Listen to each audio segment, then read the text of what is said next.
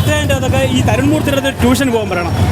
പടം ഒന്ന് പോയി കാണാൻ പറയണം. അല്ലാതെ കോട്ടൊക്കെ ഇട്ടൊരു കോമാളിയാക്കിയല്ല മോഹൻലാലിനെ കൊണ്ട് നിർത്തേണ്ടത്. ഇത് കാണണം. ഇങ്ങനെയാണ് മോഹൻലാലിനെ യൂസ് ചെയ്യുന്നത്. ലാസ്റ്റ് ഓരോ സെക്കൻഡ് ഹാഫ് എന്ന് വെച്ച് കഴിഞ്ഞാൽ നമുക്ക് കൈയടിച്ച് താണ്ട കൈയുടെ തൊലി വരെ പോയി. ആ രീതിയിൽ താടി വെച്ച ലാലേട്ടനെ നമ്മൾ ഇതുവരെ അഭിനയിച്ച് കണ്ടിട്ടില്ല. ഇതിൻ്റെ ഒപ്പം താടി വെച്ചാലും താടി വെച്ചില്ലെങ്കിൽ പേരുടെ എമ്പുരാൻ എഴുതിയ മുരളി ഗോപിയുടെ അടുത്ത് പോയി കഥ എങ്ങനെ എഴുതണം, അത് ആൾക്കാരെ ബുദ്ധിജീവി കാണിക്കാൻ വേണ്ടി ഇലുമിനാറ്റി ഉണ്ടാക്കാനല്ല നോക്കേണ്ടത്. ഇതാണ് തീർച്ചയായിട്ടും അതൊക്കെ ഈ തരുൺമൂർത്തിയുടെ ട്യൂഷൻ പോകാൻ പറയണം. പടം ഒന്ന് പോയി കാണാൻ പറയണം. അല്ലാതെ കോട്ടൊക്കെ ഇട്ടൊരു കോമാളിയാക്കിയല്ല മോഹൻലാലിനെ കൊണ്ട് നിർത്തേണ്ടത്. ഇത് കാണണം. ഇങ്ങനെയാണ് മോഹൻലാലിനെ യൂസ് ചെയ്യുന്നത്. ലാസ്റ്റ് മോഹൻലാലിനെ എഴുതി കാണിക്കും. ഇതാണ് മോഹൻലാൽ, യഥാർത്ഥ ഫാൻ ബോയ് അല്ല, ഞാൻ മമ്മൂട്ടി ഫാനാണ്. എന്റെ മോഹൻലാൽ ഫാൻ ഉണർന്നു എന്റെ മനസ്സിൽ. എത്ര കൊല്ലമായി നമുക്ക് മോഹൻലാലിനെ ഇതേപോലെ കണ്ടിട്ട്? എത്ര കൊല്ലമായി? എമ്പുരാനല്ല, ഒരു ലൂസിഫറിൽ പോലും കിട്ടിയിട്ടില്ല ഇതേപോലെ സാധനം. ലൂസിഫറിൽ കിട്ടിയിട്ടില്ല. ലൂസിഫർ അല്ല, ഇതാണ് സിനിമ. ലൂസിഫറിന്റെ ഇതിന്റെ ഒരു പത്തിലൊന്നില്ല ലൂസിഫറിൽ. ഇത് പോയി കാണണം. ഇത് നമുക്ക് ഈ ഒരു സിനിമ എന്ന് പറഞ്ഞാൽ എന്റർടൈൻ ചെയ്യാൻ വേണം നമ്മൾ വരുന്നത്, അല്ലാതെ ഈ ഫോട്ടോ കോമാളത്തിനെ കാണിക്കാനല്ല. എമ്പുരാൻ കണ്ട ആ ഒരു ഇത് നഷ്ടം നമുക്ക് ഇതിലൂടെ. എമ്പുരാൻ എന്ന് പറയുന്ന ഇൻഡസ്ട്രി ഹിറ്റ് ഒന്നും ആയിരിക്കും എനിക്ക് തോന്നുന്നത്. ഇതായിരിക്കും ഇൻഡസ്ട്രി ഹിറ്റ് യഥാർത്ഥ. ഇതാണ് മലയാളത്തിന്റെ മോഹൻലാൽ. കണ്ടു പഠിക്കണം. ചെറിയ സിനിമ നമ്മൾ അവര് വേണ്ട. സിനിമ എന്താണെന്ന് പറയേണ്ടത് സംവിധായകനോ പ്രൊഡ്യൂസറോ അല്ല, കണ്ടിട്ട് ആൾക്കാരാണ് പറയേണ്ടത് സിനിമ. അത് ഇവിടെ നമുക്ക് കിട്ടി.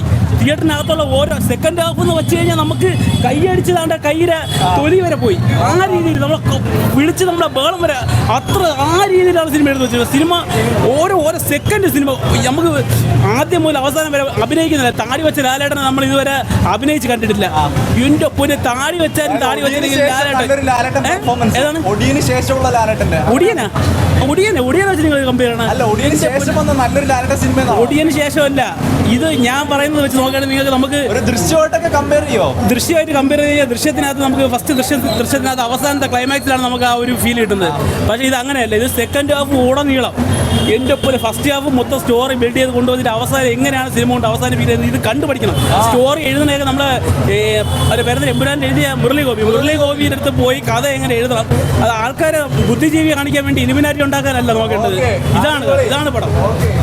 ഭയങ്കര ഈ വികാര വിക്ഷോഭം കൊണ്ട് ഒന്നും സംസാരിക്കാൻ പറ്റാത്ത എത്രയോ വർഷത്തിന് ശേഷം മോഹൻലാലിൻ്റെ അയാളെ ഒരു പെർഫോമൻസിൻ്റെ ആ ഒരു ആഴം ഉണ്ടല്ലോ. ഈ സിനിമയിലൊരു ഡയലോഗുണ്ട്, ആനയായിട്ടൊക്കെ സങ്കല്പിച്ച് പറഞ്ഞാൽ മതി. അതുപോലെ ഇതിൻ്റെ ടൈറ്റിൽ ക്രെഡിറ്റ്സ് തുടങ്ങുമ്പോൾ തന്നെ ഒരു പാട്ടും ഭയങ്കര നോസ്റ്റാൾജി കൊണ്ടുപോകും. പടം ഫാമിലി ഡ്രാമയാണ്, പക്ഷേ ഇവരെ സമ്മതിക്കണം കേട്ടോ. ഒരു ഫാമിലി ഡ്രാമ എന്ന് പറഞ്ഞ് കൊണ്ടുവന്നിട്ട് ഈ സിനിമയ്ക്ക് തരുൺ കൊടുത്ത ഒരു സാധനമുണ്ട്. ഞാൻ ഒന്നും സ്പോയിലർ പറയുന്നില്ല.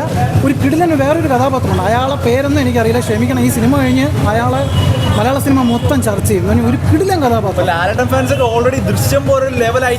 ഞാൻ ദൃശ്യമായിട്ടൊന്നും കമ്പയർ ചെയ്യുന്നില്ല. കാരണം ഈ സിനിമ മോഹൻലാൽ എന്ന് പറയുന്ന അഭിനേതാവിന് തരുൺമൂർത്തി, പിന്നെ നമ്മുടെ ദൃശ്യത്തിൽ ചില കാര്യം മിസ്സാണ്. നമ്മൾ പറയില്ലേ രണ്ടെണ്ണം കൊടുക്കണമെന്ന് പറയില്ലേ, പക്ഷെ എവിടെ അത് കിട്ടും? ഫാൻ ബോയ് സംഭവം എന്ന് പറഞ്ഞാൽ തരുൺമൂർത്തി ഗ്രൗണ്ട് ലെവലിൽ നിന്ന് അത് എടുത്തിട്ടുണ്ട്. അതായത് അയാളിൽ അഭിനേതാവിന് നമ്മൾ പറയില്ലേ വളരെ down to earth character Shanmukhan എന്ന് പറയുന്നത്, ബെൻസ് എന്ന് വിളിക്കും.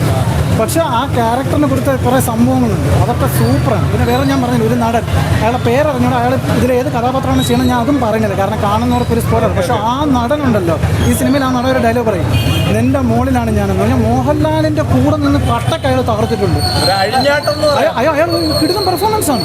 അയാൾ ഉള്ളതുകൊണ്ടാണ് മോഹൻലാലിന് ഈ കഥാപാത്രത്തിന് അത്രയും ഇത് വരുന്നത്. പിന്നെ ജേക്സ് ബിജോയ്, എൻ്റെ അമ്മ എന്ത് ബീജമാണ് ചെയ്തു വെച്ചിരിക്കുന്നത്, കിടിലൻ സാധനം. പിന്നെ മോഹൻലാൽ ശോഭന കോമ്പൊക്കെ കൊള്ളാം. പക്ഷേ ഈ പടം മോഹൻലാലിൻ്റെയും ആ ഒരു പുതുമുഖ താരത്തിന്, അത് പുതുമുഖമാണെന്നാണ് എനിക്ക് തോന്നുന്നത്. കാരണം വേറൊരു പടത്തിലൊന്നും കണ്ടിട്ടില്ല. നമ്മൾ സ്പടികം ജോർജിനെ നമ്മൾ പറഞ്ഞു, അതിലുണ്ടൊരു അതേപോലെ ഈ കഥാപാത്രം ഷൺമുഖം മാറും.